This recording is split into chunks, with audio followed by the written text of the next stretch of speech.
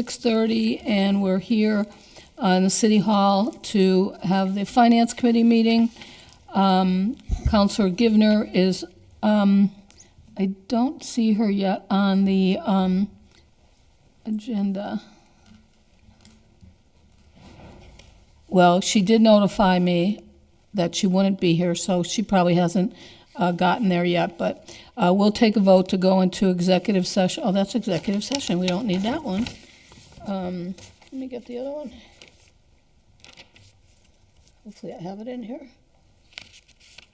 There we go.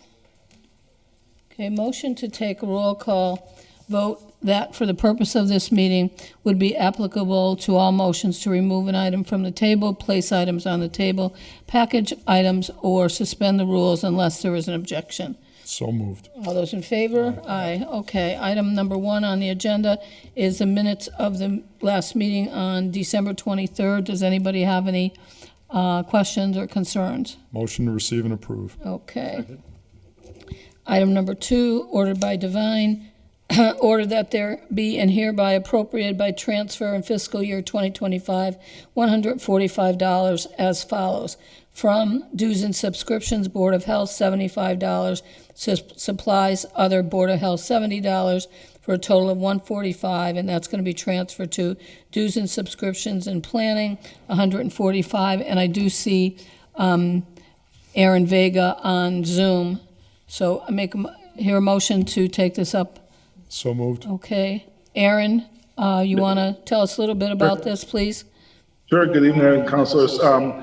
So basically, this is a interdepartment transfer, I guess you'd say. So we pay for all the Zoom accounts. So my office pays for 3 Zoom accounts. 2 of them we use. One of them the mayor shares with the Board of Health. And so this year, there's been a lot of talk with all the Zoom, and so Tim offered to pay for his share. So he was just being mindful that we're paying for his Zoom account. So it's just interdepartment transfer, and it's just going to go to pay for a Zoom account. So we manage 3 Zoom accounts out of my office. So. And, Aaron, Tim, could you just say his last name? I'm sorry, Tim Reynolds. Not Tim. Tim. What's Tim's last name? Rivers. Yeah. What? Just for Rivers. the Rivers, just for the record. Thank you. Like Connecticut. Sorry. Yeah. Sorry. Okay. Anyone have any questions for Aaron? Motion to approve. All those in favor? Aye, so moved. Okay. Thank you, Aaron. Can I make one quick? Sure. Thank you. Can I make one quick comment too, just for the, I know that when purchasing, sort of consolidated, office supplies through them, we also talked about Zoom accounts being through them too, so I know there's probably other Zoom accounts in the city too, so Zoom's gonna be part of our reality, I think permanently for meetings and whatnot, definitely with department work. So it might be worth, having a conversation about trying to centralize the Zoom accounts being purchased through one place. We might even get a deal, so just throw that out there. Okay, thank you. And is this, Leslie Ward is here. Leslie, are you here for something specific? I'm here for the transfer from the Board of Health, The one we Bacon just, Building Administration. yeah, the one we just did account. with Aaron? No, ma'am. The item number 6, Item number 6. the 24,070. Oh, okay, that's yours. Okay, all right, we will get you when we get to item number 6, which shouldn't be too much longer. Okay, Motion to take item 3 off the table. all those in favor? Aye. Divine, order that there be and hereby appropriate by transfer in the year 2525, $350,000 as follows. Put from patrolman sergeant's dispatch, $350,000, to overtime, $350,000. And I see the chief and sergeant are in here. Do you want to come in or talk at the mic, whatever you're comfortable with? And is this the only thing you're here for? Yes. Okay. So if you remember to hit the button so it turns green. Okay, whoever wants to speak? Sure. Good evening, councilors. How are you? Good evening, good, thanks. So we're looking to transfer $350,000 to overtime, $250 from the funded patrolman vacancies, $50,000 from sergeants, and $50,000 from dispatch And for overtime? for overtime. Okay. You want to tell us a little bit about Sure. Why the overtime? Yeah, that'll get us to 1.2 for the year, and we're hoping that'll get us through the year. But as you know, we're bound by the patrolman's contract and filling vacancies. We have a considerable amount of vacancies right now. We have a considerable amount of injured on duty people, and we have 2 full-time on military. So those spots all have to be filled. Okay. A couple of wins, Counselor. My first week I came in, the payroll was the overtime was at 69,000. My first one I cut it to 37, and as of today we're at 23,000 this week, with just one more day to come in. Oh, that's good. Yeah, so we're moving in the right direction. We're taking some best practices, and anything can happen. A homicide or a natural disaster or something could always flare that up. But we've really tightened our controls on that, and we met this week and last week with a staffing company, which we're going to sign a contract with in the next couple of days. It's $23,000 a year. It's an online staffing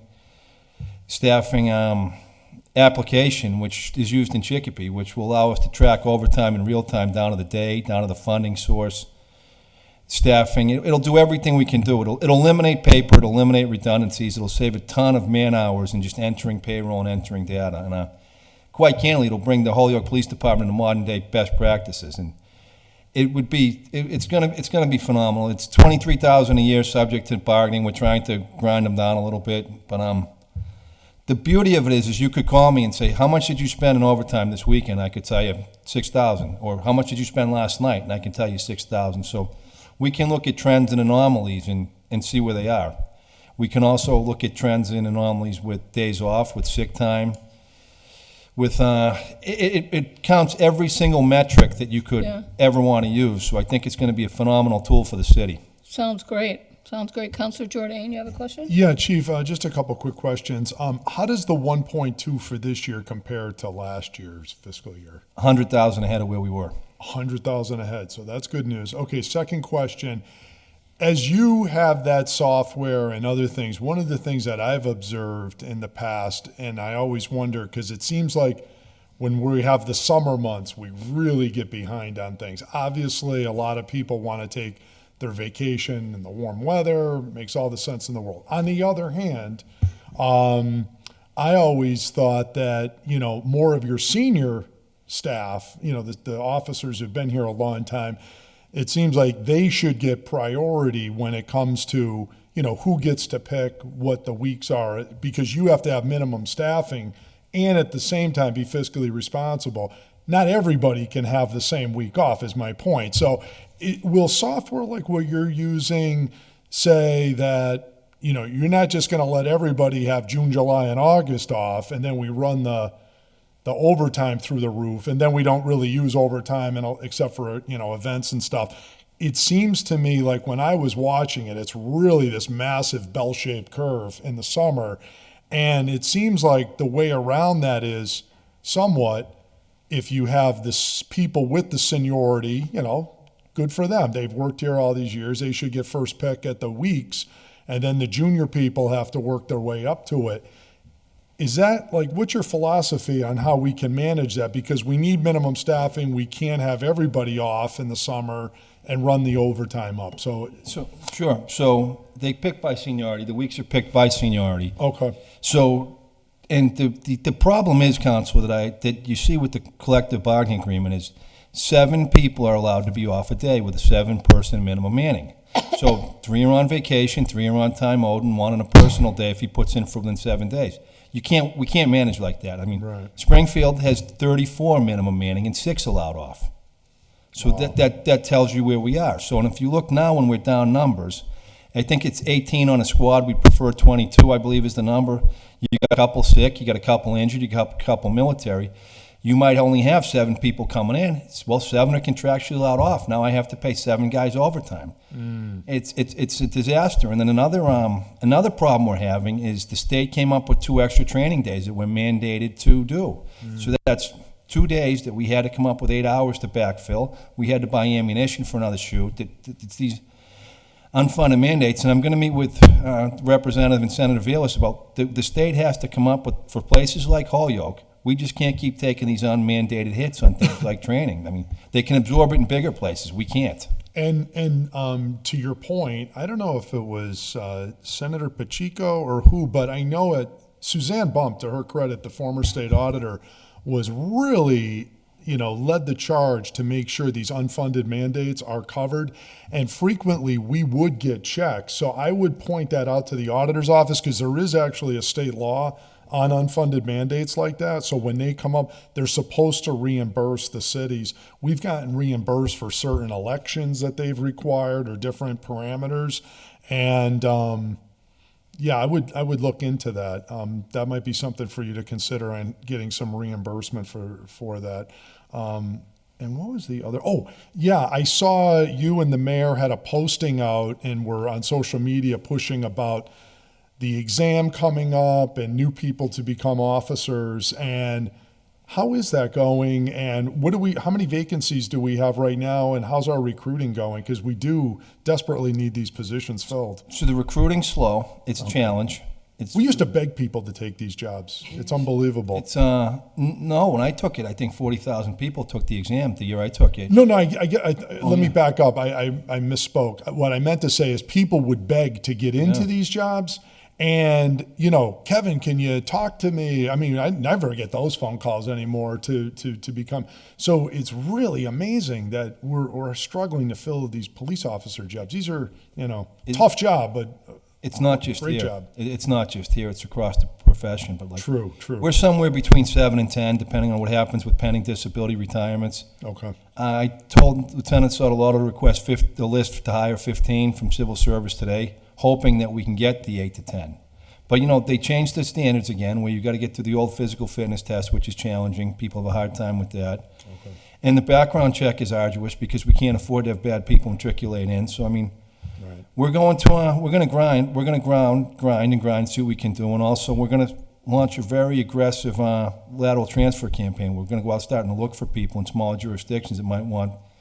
Urban policing is attractive to a lot of small town cops that want to go to shoot. They want to see the volume of work. So we just got to get out there and let them know Holyoke's a good place to work, and you can reach your career goals here if you want to come in and get after it. We have a good contract, right?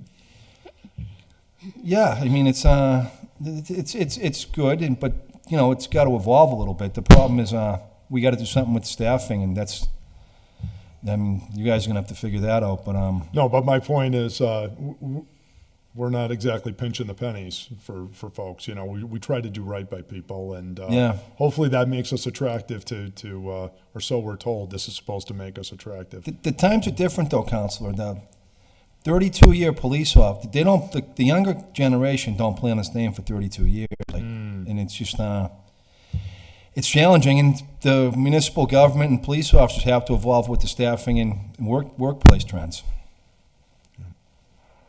Well, thank you for what both of you are doing. We appreciate it. I'd also like to welcome Mayor Garcia, who is on Zoom, and Attorney Bissonette, who's on Zoom. Counselor Vacan just walked in, and I did get a text from Counselor McGrath Smith, whose mother just had a hip replacement, so she may or may not Zoom in, but I told her not to worry, that we were already going on item 4. So any other questions for the chief or for Sergeant? Motion to approve the transfer. Second. All those in favor? Aye. Okay. Thank you. Another easy Good luck. night. Have a good night. Another easy night. Thank you. See you Thank now. you. Take care. Okay, and a motion to take up item number 4? So moved. Okay, and Jeffrey Trask is here. Okay, Divine ordered that. Hello. Hi. In accordance with Mass General Laws, Chapter 44, Section 53A, the City Council hereby accepts the provisions of FY24 Massachusetts Emergency Management Program grant of $9,500 with 50% in-kind match. Grant authorizes the establishment of a fund. Motion to take it off the table for discussion. So moved. Okay, Jeff, why don't you, can you give us your name and title and tell us about this? Sure. Jeff Trask, Emergency Management Director and Fire Commissioner. So this grant is really it's the same grant that we get every year. We're very lucky to get it. In the past, we've leveraged the grant to help kind of rebuild the emergency management discipline here in the city of Holyoke. So we purchased things like shelter equipment. We've upgraded technology in our fire emergency operations center, which the entire city uses in the event of a large incident. We now have the capability of not only managing an incident within that room, but also to run hybrid operations or completely virtual operations due to the enhanced video conferencing capability. Again, that was all paid for by the grant. We've purchased also portable traffic lights. I mean, you know, it's a nice grant that gives us the capability to buy those odds and ends or close some of those gaps that we don't always get a chance to get with municipal funding. So we generally work with all the different departments. We talk to fire, we talk to police, and we make sure that you know, any outstanding items, you know, that they may have, we try to incorporate that into it so that really the grant can be used by as many people as possible. As you said, it's a reimbursable grant. The 50% match is actually made up through the line item expenditures within our budget. So really there's no other funding that's required. And we hope to use this year's grant to complete the work inside the Emergency Operations Center, continue to invest, you know, in some of our community emergency response team activities, which we're happy to say, you know, the team keeps growing. I think we're somewhere in the 40, 50 member range. You know, of course, not everybody comes to all meetings because they are volunteers, but it's nice to have that group. And then also look at whatever other needs we may have, you know, throughout the city to, you know, to try to, like I said, close gaps that may exist. Jeff, real quick, you had said the match was from line item expenditures. Could you just kind of tell us a few of those, if you can? Yeah, so I mean, obviously the stipend that I get paid can be used as match. We do the emergency notification system, the Everbridge system that the city utilizes, actually falls under the emergency management budget. So that's like a $18,000 expenditure. So right off the bat, with those two expenditures that the city is already paying anyway, we match this grant. So, you know, again, it's $9,500. In the past, it's been as high as $20,000. It really all depends on the money that comes from the federal government. It goes through the state, and then it gets passed down to us. And it's really a population-based formula. And when the last census came out, we saw a little bit of a decrease because we went from the 40,000 to 50,000 population bracket into the 30 to 40,000, because I think we're just under 40,000 now. So that's why we saw a little bit of a decrease in the past year or so. Okay, thank you. Counselor Jordan, I make a motion to approve this. Second. any other question?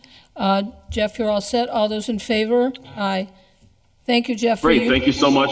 Yeah, Jeff- thank you so much for the continued support. We appreciate it. And you forgot one thing, Jeff. Oh. And where did you graduate from high school? Oh, yeah, Holyoke Catholic There you on go. Chestnut Street, 91 Chestnut Street. There you go. All right. Seems familiar Take to care, me. guys. Thank you, counselors. Okay, take care. Have a good night. Motion take item 5 off the table. So moved, ordered that there be and hereby transfer $293,400 from general stabilization, $186,557.87 to capital stabilization, or from capital stabilization, $106,881 and 76 cents to highway capital outlay motor vehicle, $293,439 and 63 cents. And we have Carl here, the director of the DPW. Carl? Good evening, councilors. This transfer is required for replacing 3 plow trucks.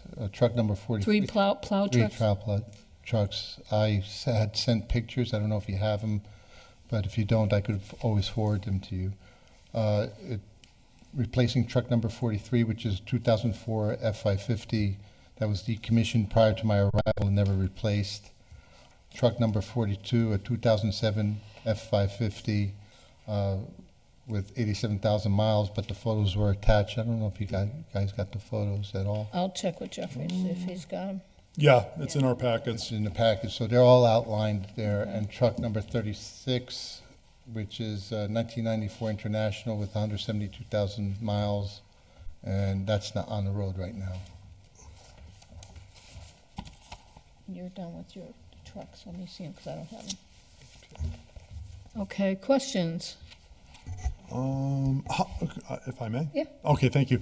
Carl, how long will it take you to get the trucks? Depending on the lead time, it could be up to these are smaller trucks, up to 6 months. 6 months? Yeah. Okay. So these would be ones you'd be using for next season, Yes. theoretically, yeah. I don't know if you recall, last year, we had also replacement of 2 plow trucks. Those were the larger diesel internationals, and they still haven't come in. And it's almost a year and a half since we ordered them. So there's a long lead time on the larger trucks. So we got 3 smaller trucks, which our non-CDL drivers could use, and we can maximize our workforce with them. I see that 186,000 of this is coming from the general stabilization, but I don't have a problem, obviously, with the capital stabilization, 106. But I see that there's still, even with the 106 out for this, there's $252,007 remaining in capital. Do we know why we didn't use that 252 to pay the other 186 of the bill? I'm not, They didn't consult you as to, yeah, what? I was kind of hoping this would all come from, we had 358,889 in capital, and I see this request is for 293, so I'm not against getting it, but my preference would be to have it come from the capital stabilization versus the general. We really try to not use the general stabilization fund. The other thing is we're hoping some monies can be replaced back into the general stabilization fund once free cash is certified. So typically, I would prefer that these be paid out of either free cash, that's supposed to be certified some point, I would hope. And then we would take it from capital, if that's possible. It would be my preference. If I could, the mayor has his hand up, so. Oh, okay, we'll sure. have him. Could you help us with that, Mayor? Mayor, go right ahead if you have. Hey, councilors, good evening. I'm here in my, I'm just in a separate Zoom meeting, observing 2 different meetings. I presented that way, so you'll recall earlier conversations about, can you hear me? Yes, Yes, we can hear you. Hello? yes, Oh, sorry, earlier conversations regarding interest earned in that stabilization, so that number is to maximize on the available interest earned and preserve the little bit we have left in capital to take care of other things that might come between now and June 30, or at least until free cash does get certified, and then we can re-up the capital stabilization account. So that was the method behind the funding strategy that's in front of you. Yeah, I guess my thoughts on it were, my preference would be that we would use the capital, and then if there's other capital projects, then at that point, we could either use free cash or then go to the general stabilization fund, not use general fund and then leave it, this extra 252 in there. The preference would be to use the 186 from there. That would leave another 70,000. And then if that runs out, if you come in with something, then, we could always go back to the general stabilization later, would be the request, if that's possible. are you requesting that? I am, yeah, if that's possible. Well, we have an order here, I know. so I don't know how you can do that. Well, it's like Santa Claus, I can ask him whatever I want for Christmas. He can always say no, Counselor Sullivan? Yeah, Mayor, are we getting close to finding out a number on the free cash? Yeah, so I believe everything has already been turned over. I believe the auditor's office is now just doing her thing. But we don't have any sense yet where that's going to land out? It's when sooner than what happened last year. That should definitely be the case, but it's a moving target. Okay, but probably not before this Tuesday, then, it's safe to say. Yeah, probably not. All right. So, All right. I, Yeah, I'll make a motion that this be denied and the request come back as all capital stabilization, please. well, do Go ahead. we, do we Hear a have to? second? Could I ask I don't hear a question? second, go ahead. Could we send it forward, because we're all, I think we're all in favor of the outlay itself, right? Yeah. To be amended by Tuesday to have it coming out of, all of it coming out of capital stabilization as a Yeah, late Yeah, filing. at least it's moving forward to get the Right. DPW some trucks. Yeah, So, Is that what I'm hearing that the committee wants? well, not all the committee, but it's a lot easier to just do it this way than deny it, in my opinion. So I would suggest that we make a motion that we bring this. send it out without a recommendation. That would bring this out of committee without a recommendation so that we can talk about it on Tuesday. And it seems that Counselor Jordan may want to make a amendment on Tuesday to take it out of capitalization rather than general. Just for the record, I don't have the authority to amend it. Only the mayor can amend it. But I'm saying I will vote yes for this money from capital, and I will vote no at this time to take it from general stabilization. So I'll go along with your proposal to send it to the full council, but I'm just being completely transparent that we want to use the capital funds first. If those get exhausted, then we ideally go to free cash. When free cash is exhausted or not around, then we go to general. That's all I'm saying. Thank you. And Mayor, No, I was Yeah, going to I hear say, that loud and clear. Go ahead. I'd also like to make sure that the auditor is in that night. So Jeffrey, if you make sure that the auditor's there so she can tell us how much is left in each of these accounts. and so I, And What Carl I'll- will, It's in our packet. I don't have it. It's 358,000. I'll, if I could, I completely lost my train of thought. Thank you so much. So are we going to make a motion that we bring this to the, Oh, go ahead, Mayor, go ahead. hello? Yes, go ahead. Madam Chair? Sorry, I think I might have a slight delay on my end. Yeah, just a technical question. So you go forward with a motion, no recommendation. Between now and your next council meeting, do you want me to do a late file? And it both gets taken up, or Yes. how do you want me to? amended order. And it's timely now. You don't even have to do it as a late file, Mayor. The agenda doesn't, you still have till Friday to file it, so it Okay. could just be right on the agenda. And we can All right, just that way pass it you on can- the floor. You can take them both up and Yes, sir. debate. Okay. Yeah, we can do that. Okay, so do I hear a motion to Report it out without a report it recommendation. out without a recommendation? All those in favor? Aye. Aye, so moved, thank you. Okay, we'll get it done for you, Carl, eventually. Tuesday. Thanks for coming in. In time for next winter. Yeah. Okay, item number, See you, Carl. item number 6 for Counselor Sullivan, order that there be and hereby appropriated by transfer in the fiscal year 2025, $24,780 and as follows, from vacant building revolving fund 24,780 to property maintenance demo supervisor 2480. Motion to take it off the table for discussion. So moved. And Leslie Ward is here. So, Counselor Sullivan, do you want to go first? And then if Leslie wants to add in, she can. So I already had a fairly robust conversation at the full council meeting. If Leslie's got some more to add to it, or Councilor Jordan, I'd like to, if we could, just cut to the chase. I think we're all in favor of this, Leslie, and actually to the mayor too. The only question is how is this going to be? We're using these funds from this revolving fund for this year. No problem. Not controversial at all. Question is, what are we going to do in the fiscal 26 budget to fund this job? or is it going to be a new job being added to the budget?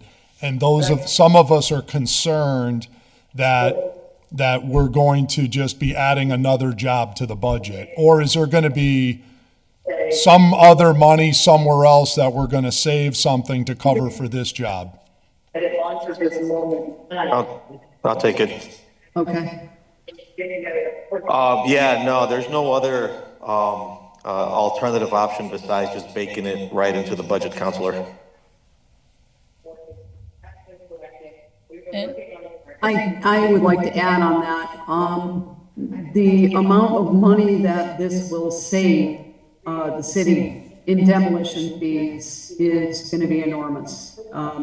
It's also a position that has, existed in the past, and just we have not been able to fill it, and that's why it has not been in the budget. It's been in the budget in the past. So this has been something that we have, traditionally, funded a full-time position for, so it's not anything new to the city. if I could ask a question, is there somebody that's already applied? Has this been posted? Or what you're saying is it's already in your budget, it's just nobody's filled it, nobody's physically been there, and do you have to post it? The money was transferred out of the budget several years ago, from my understanding, because we lost the individual who last held this position in our department, and were unable to fill that position. So naturally, the money was taken out of the budget until such time as we revisited the position, which we're doing now. So we do have the job description. It is already something the job description never went away. It just is we're asking for refunding for this position. And to add, Madam Chair. Yes. Yeah, so, right, and she's absolutely right. So when there was a body in that position, when they moved on, there wasn't someone else that we could find to fill it. I tend to support, when departments come forward, department heads come forward and put budgets together to meet the needs of what they're looking to achieve within their departments. When Commissioner Lagamanier was there, it wasn't a priority for him, so it just wasn't funded during that time. And then now with the new commissioner, we've had conversations about this position, try to understand what is the benefit to the city, the potential savings. And this commissioner, there's support here for this position. And so hence why we're putting it in front of you tonight. But that's kind of a little bit of a history of the role when there was somebody there, why the money was funds when he left, and how come it wasn't funded previous year, and why we're looking to fund it now. Okay, and again, my question is, does this have to be posted? Yes. Yeah, Yes? we'll have to do the whole thing. Okay, It will need to be posted. I don't think that with the commitment that HR has given this, and putting a correct, accurate, I should say attractive dollar amount on the position, I don't think that we're going to have a problem filling this position, attracting someone for it. and this 24,780, that is up to the fiscal year, the end of the fiscal year in June? Correct. Yes. Okay, so if you post it, you're gonna hire somebody with I'm assuming you're telling them that they're only being hired until the fiscal year ends, and then you're gonna be putting this, tell me how that's gonna work, so that somebody applying for this job knows So- that they have a job for more than a couple months. Well, if someone lands that job between now and the end of the fiscal year, they're in the role. We'll just be budgeting for it. If we happen to not land anybody between now and June 30, then you have that 24,000 that will just get convert it into free cash in the future. But if we do land a body in that role, then it'll just be budgeted like every other position in the city. I believe it's if mark me if I'm wrong, I think it's a I got you. union position, PSA, or formerly known as PSA. Yeah, formerly, no. Actually, I'm not quite sure on that. I'm unsure on that. I don't have the job description in front of me. I Yeah, I think, apologize. yeah. Yeah, I believe it is a union position. Okay, Counselor Bacon? Thank you. So this money is sitting in the revolving fund now, so I'm thinking if we don't use it, it would stay in the revolving fund. So my question is, or my understanding is that we are not prohibited from using the revolving fund to pay for this position. So in my mind, it then follows that we could continue to pay for this position out of the revolving fund rather than adding it into the levy. Is that correct? So the order in front of you is to transfer it out, so it won't stay in the revolving account. To your question, though, that, I think that'll probably be a more in-depth conversation with Tim and see if what's in there, how, like, the plans they have for that revolving account, like whether or not it's sustainable to sustain a full-time, all year round position and also do the other things that they do with that revolving account. You know what I mean? Yes, I understand and I appreciate that review. Yeah, yeah. It's just that now for 2 or 3 years, it's just sitting there, not being used for anything. So that's my concern. Thank you. Yep. So I'd like to speak on that a little bit. The revolving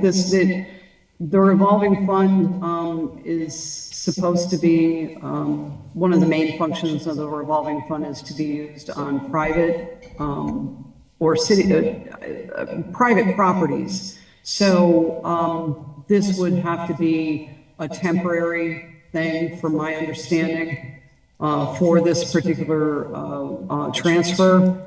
As a temporary measure. I'm again, yeah, that is something that Mr. Rivers will have to answer, as he knows the legal ins and outs of that fund, as it was originally voted on by the council. Through the chair, if I may. Yes. So through the chair, we were advised by legal at our last meeting that while it wasn't the best practice, that we could use that fund for that purpose. Right. Yeah. So you're thinking in the right direction, Counselor. The reason why it would be identified not necessarily as a best practice is because, it's not it's not guaranteed to have that money there. So, you know what I mean? Almost like the grants, right? We get these grants, it's not guaranteed of whether or not, so we have to fully fund it or whatever the case. So I think that'd probably be the only concern. However, there might be some ways there to explore and be creative.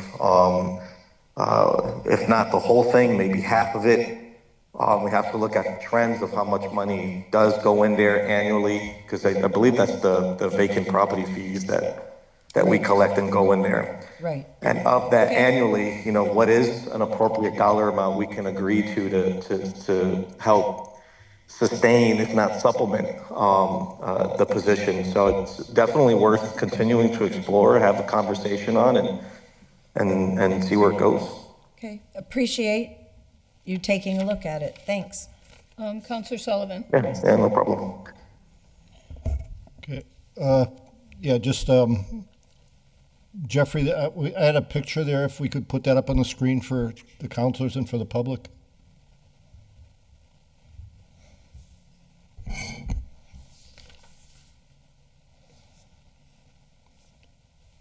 Okay, so this is 62, I believe, is the number, Main Street.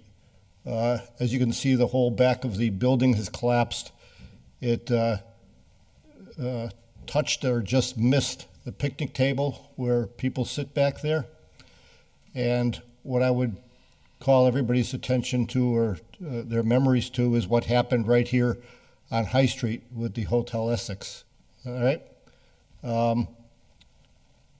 Do we really want to look at, we shelled out, now there's abutters, there's neighbors there. other buildings are occupied, similar to what happened on High Street. We shelled out $275,000 and we were never reimbursed. All right? Luckily, nobody was injured. Look at that picnic table.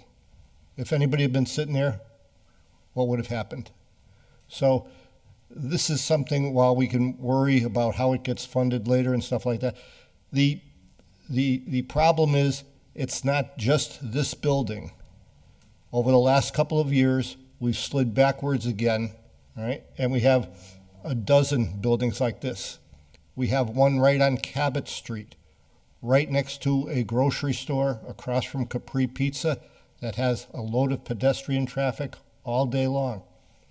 We have the same thing going on in the parking lot where the city employees park their cars at the water department.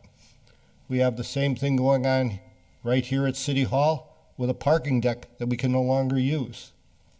And we really need to take the steps to get this funded.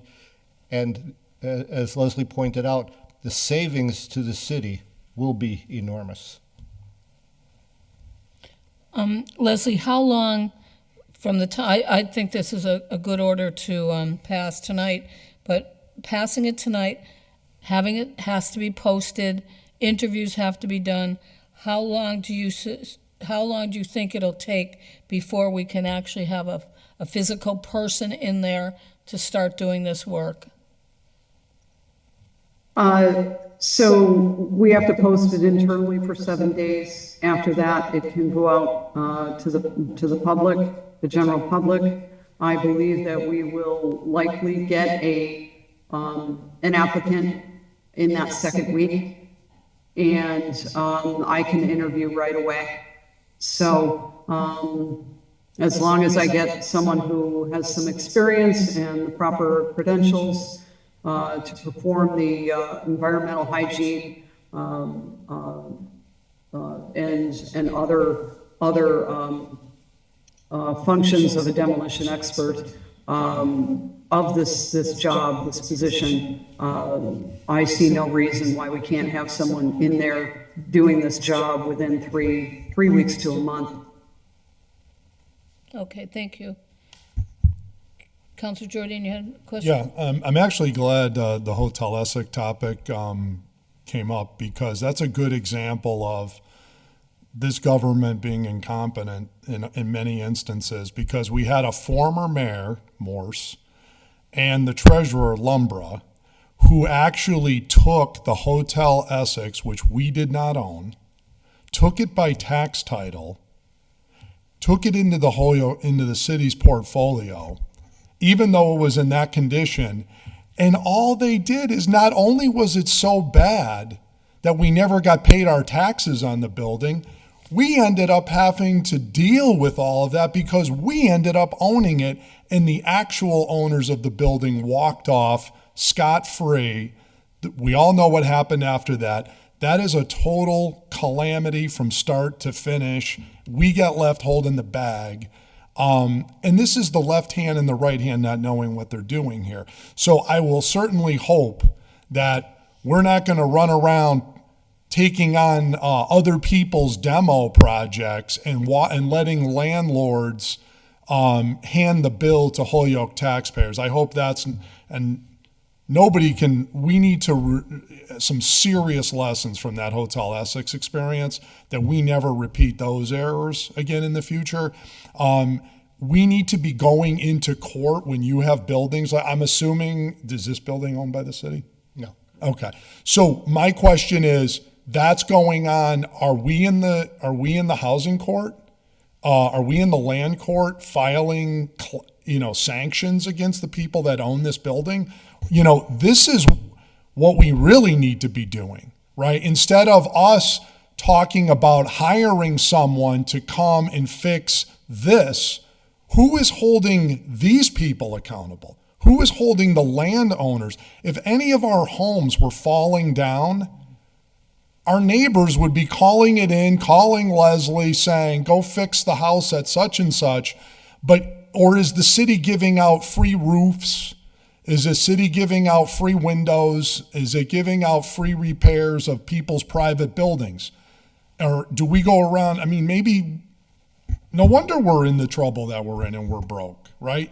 We've got to hold landlords accountable. So if we hire this, that isn't Kevin saying, let's go down and take down everybody's building for them for free.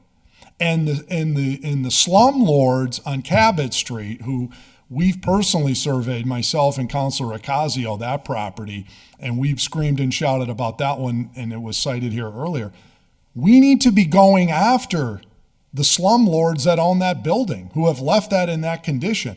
I hope this position isn't going to be the free ride for slumlords, because we need to be going into court. We need to be taking legal action against slumlords. So I'm a little dubious about exactly what we're doing with all of this. But I hope, because we can't afford to pay for everybody to get free demo in the city. Newsflash. But I do support the concept of this. I would encourage, and of course, Mike Sullivan saying he's in favor of this carries a lot of weight with me, because he's very learned in this area, especially.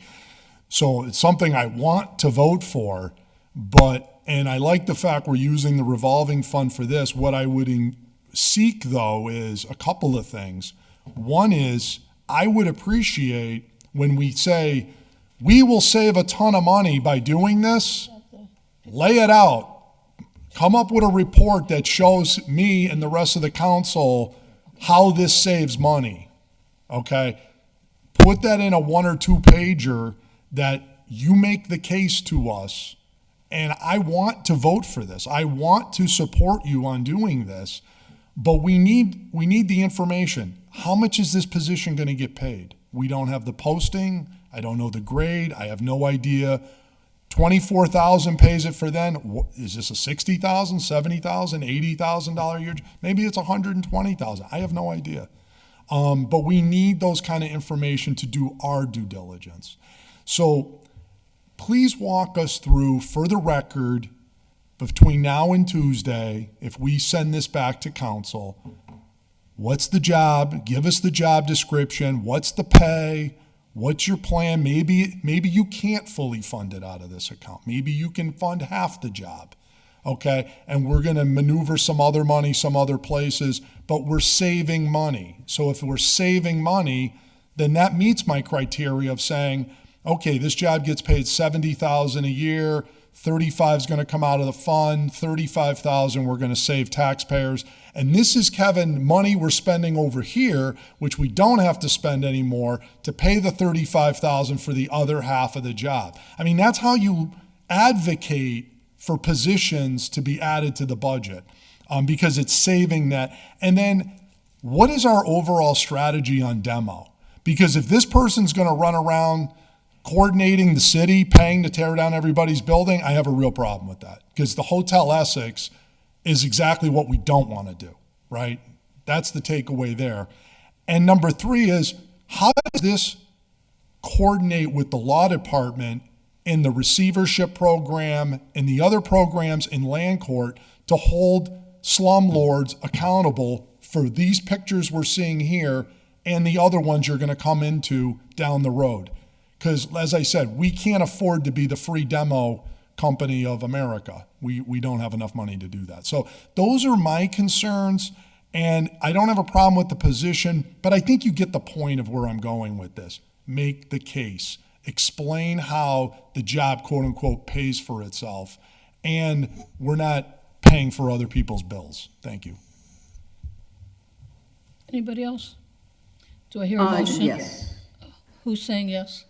Through the chair. Leslie, go ahead. Leslie Ward. Go ahead. So I agree with you. No, we are not in the business of just giving away free demos. That is certainly not what we plan to do. The address of this particular building is 52 Main Street. 52 Main Street has just recently had a survey board conducted, which is one of the legal steps that I must take as a commissioner to order a property owner to demolish their own building. So that board, the survey board, has been inactive, non-functioning for apparently, from what I understand, for the last 3 years. I have now resurrected that survey board so that we can get these kinds of things done and get these buildings into court where we can order the property owners to demolish these buildings. That is not the kind of position that this is necessarily going to fund. This is not something that we're going to be using our demolition supervisor for. Our demolition supervisor is going to be used for buildings where there is no reachable property owner. Chances are we've taken the property over. It's a smaller property. We've exhausted all of our legal efforts to try and get the property owner to take care of and handle a situation like this. And the city has no choice but to take down a dangerous, dilapidated building that the property owner refuses to take responsibility for.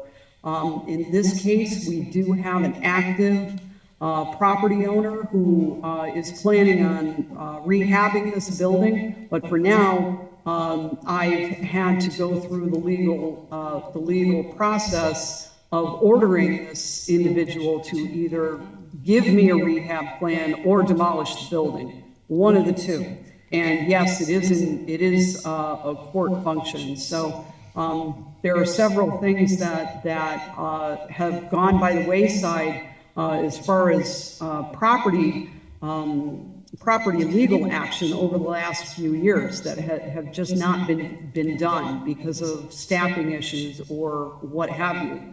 But this is something that I have quite a bit of expertise in doing. I have experience doing this for the city in the past and have no problem going into court and fighting for the city's rights and the citizens of this city to make sure that these property owners are accountable for their own property. So this position is not just a demolition expert. This person is also going to be responsible for property maintenance. In other words, if we have a situation like this, this demolition and property maintenance supervisor is going to take the reins on making sure that fencing is put around this kind of thing immediately, so that the public is not harmed or endangered any further by this kind of falling down building. We have absolutely no plans to tax take this building or any other dilapidated building. I just had a conversation with our treasurer today, as a matter of fact, about a different building, which I am also in the process of doing a survey board on, because that building is also falling apart. I advised him not to do a tax taking and foreclose on that property because we don't want to be responsible for a demolition. So I'm well aware of the problems that you are bringing up, Mr. Jourdain. I agree. We do not want to repeat those mistakes of the past. I do have knowledge and experience with this situation and process. And so you can rest assured that as long as I'm in this position, I'm not going to allow those kinds of mistakes to happen, or I'm going to do my darndest to make sure that they don't. Thank you so much. Thank you. As far as how much this position is going to cost, I'm looking at a salary range of somewhere between $65,000 and $75,000 per year. An average demolition of a building this size This is a four-story, it used to be an apartment building. This is a four-story former apartment building that is now completely vacant, dilapidated, and unoccupied. Would probably be in the neighborhood of $300,000, all told, to take a building like this down. That is an estimate. But a demolition supervisor with a crew of a couple of helpers from the DPW could likely take it down for half of that. And that's a conservative estimate. What are the average costs for, what are we going to save? I can't answer all of those questions right now. But to hire someone to take this down, one of our demolition contractors that we've used in the past that we trust, it would be in the neighborhood of $300,000 to take this building down. That's my best guess. And there are many, and Councilman Sullivan is correct. There are many buildings right now that are in just as sorry a shape as this in the city, and we're way behind on this. So you got to be smart about this kind of thing. And I have some experience here, so we're not going into this blind. But I do understand your concerns. Thank you. I have Mayor Garcia, Councilor Sullivan, and Councilor Ocasio.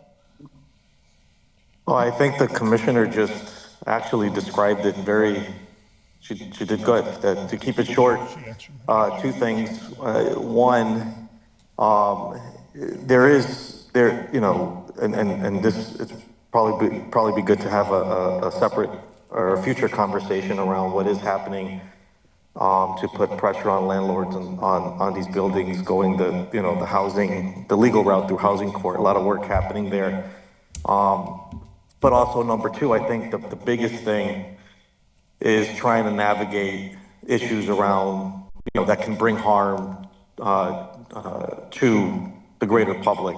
The issue with the Essex House, that one legit had an absent landlord completely backed away from it. A lot of the other buildings, like the one you described on Cabot Street, landlords have other properties. They're very present. When at that time we were going to go forward with spending what we need to spend to clean it up, and the guy learned that it was going to be liened and we're going to be collecting it through taxation, he really quickly did what he had to do and was able to clean it up at a much cheaper cost. So these are just kind of like little tools and strategies that, between what the building commissioner just described and how it works together with the legal department to apply pressure. But there are those properties where, if there is something that's gonna be bringing harm to public safety tomorrow or next week, based on whatever assessment is done, and we can take quicker action, no one's doing demolition for free. These are costs that will still have to be absorbed by the responsible property owners. But I think the main goal here is just public safety, making sure that buildings aren't falling on people. But the commissioner described everything very, very eloquently. Councilor Sullivan has his questions answered, so I'll go to Councilor Ocasio. Half of it was answered, but my question is, on Cabot Street, the building on Cabot Street, how come only half of the property went down and not the other half? Why they didn't just take the whole thing down? On Cabot Street. Yeah, so they took down the portion that was down, right, that got burnt and was in rubbles, and were able to preserve what's left. And, building owners do that. There's that one in the flats where they took off the whole, I think, 4th floor, and try to preserve the rest of the building. So they demolished what was no longer good or not salvageable, and preserved what was left in the hopes that they can later convert it or put it back into use. Well, that building been like that forever now, so, the homeless are still going into that building. I don't know how they're getting in, because I haven't checked through the back. And they're still not doing anything with it, you know? I mean, how long do we have to wait for that building to come down? Because the landlord is not gonna be doing anything. I mean, this took this long, so many years.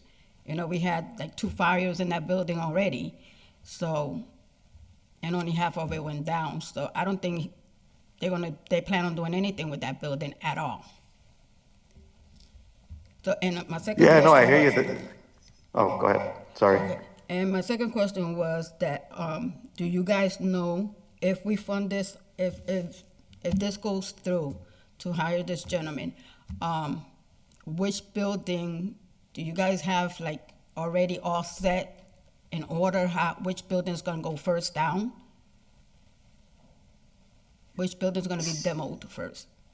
So we don't have a building, in mind right away. However, the one on Cabot Street is a good candidate. That building, as you said, yes, there have been several fires. That building was in receivership. It was part of the receivership program. It was being remodeled, and then it caught fire. We're not sure if it was arson or a homeless person on the back porches, but so that started kind of a chain of events that lead to what is going on today with that building. So it's unfortunate, but when all parties back away, sometimes in order to preserve the public good and public safety, we don't have a choice but to take the building down ourselves and lean it against the property. And, you know, unfortunately absorb the cost. But if we had a demolition supervisor on staff, it would cut our demolition costs down in half. That's my estimate. I don't have actual numbers at hand to give you that I can testify to. However, if we have this person on staff, it would greatly reduce the cost to the city to preserve the public safety in such cases where all parties have disappeared and no one is taking responsibility, and we have an obligation to protect the public good. So that property looks like it would be, you know, close to the top priority in my estimation.